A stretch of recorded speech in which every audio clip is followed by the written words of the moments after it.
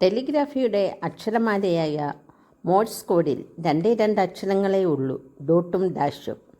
ടെലിഗ്രാഫിലൂടെ വൻനേട്ടങ്ങൾ കൊയ്ത Edison സ്വന്തം മക്കൾക്കിട്ട ഓമന പേരുകൾ അത് തന്നെ, ഡോട്ടും ഡാഷും. എഡിസൻ്റെ അവസാന കാലത്തെ ഒരു കണ്ടുപിടുത്തം ആളുകൾ തള്ളിക്കളഞ്ഞു. കോൺക്രീറ്റ് കൊണ്ട് വീടുണ്ടാക്കാം എന്നതായിരുന്നു പാഴായിപ്പോയ ആ കണ്ടുപിടുത്തം. പിന്നീട് അതേ കോൺക്രീറ്റ് ലോകം കീഴടക്കി. എഡിസൻ്റെ മരണവാർത്ത അദ്ദേഹത്തിൻ്റെ ഭാര്യ പുറംലോകത്തെ അറിയിച്ചത് വീട്ടിനുള്ളിലെ ഒരു ബൾബ് ഓൺ ചെയ്തുകൊണ്ടാണ്. ലോകത്തിന്നേ വരെ ജീവിച്ചിരിക്കുന്നവരിൽ ഏറ്റവും വലിയ കണ്ടുപിടുത്തക്കാരൻ, മറ്റൊരു തരത്തിൽ പറഞ്ഞ കണ്ടുപിടുത്തങ്ങളുടെ തമ്പുരാൻ, തോമസ് ആൽവ എഡിസൺ എന്ന അമേരിക്കക്കാരൻ്റെ വിശേഷണങ്ങളാണിവ.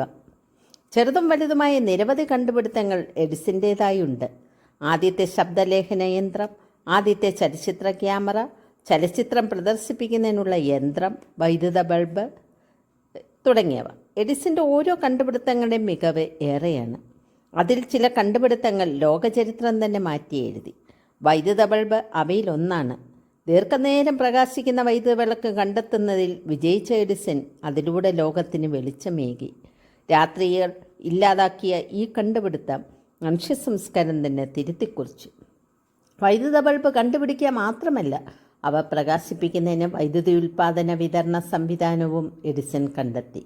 അതുവരെ ലോകം ചലിച്ചത് ആവിശക്തിയിലായിരുന്നു.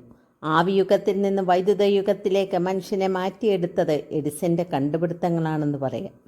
സ്കൂൾ വിദ്യാഭ്യാസം പോലും പൂർത്തിയാക്കാത്ത എഡിസൺ ബഹുമുഖ പ്രതിഭയായിരുന്നു.